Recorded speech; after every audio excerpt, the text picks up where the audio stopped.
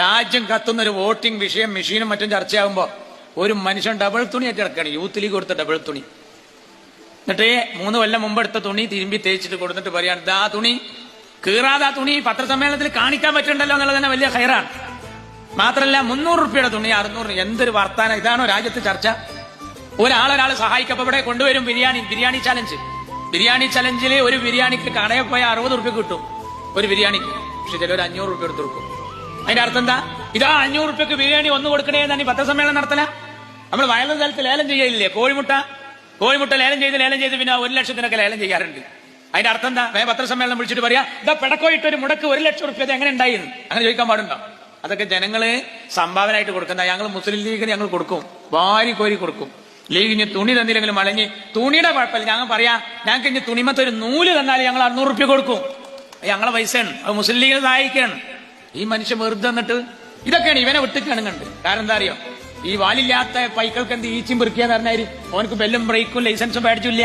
ഓനോട് കയറുപോയി വിട്ടിക്കുകയാണ്. അപ്പൊ അതിലിടക്ക് കഴിഞ്ഞ ദിവസം എന്താ പറഞ്ഞതെന്ന് അറിയാം? കഴിഞ്ഞ ദിവസം പറഞ്ഞത്, ഞാനിങ്ങനെ മൊത്തത്തിൽ നോക്കുമ്പോൾ ആ ഡൽഹിയിലെ ഓഫീസില് CH പേരിലൊന്നും കാണാനില്ല. നോക്കണങ്ങള്, CH വല്ല സ്നേഹം ഉണ്ടെങ്കിൽ ലീഗിൽ മെമ്പർഷിപ്പ് എടുക്കല്ലേ വേണ്ടത്. പക്ഷെ ഇനി ഒരു വല്ലാത്ത പോക്കാണ്. എവിടെയും പറ്റാത്തൊരു മുതലായി മാറി. BJP തന്നെ എടുക്കുമെന്ന് പറയാൻ പറ്റില്ല. അങ്ങനത്തെ ഒരു പോക്കാണ്. ഇപ്പൊ യഥാർത്ഥത്തിൽ ഔദുംകരക്കലെ ചെരുപ്പ് മാതിരിയാണ്. ഔദുംകരക്കലെ ചെരുപ്പിന്റെ പ്രത്യേകത എന്താ? ആ ചെരുപ്പ് അറിയാതെ ആരെങ്കിലും ഇട്ടാൽ അതിട്ടിട്ട് ഒരു കല്യാണത്തിന് ഒരു മനുഷ്യൻ പോകില്ല. അഥവാ അവിടുന്ന് ഇഷാർത്തായി അത് ഇവിടെ തന്നെ കൊടുന്നിടും.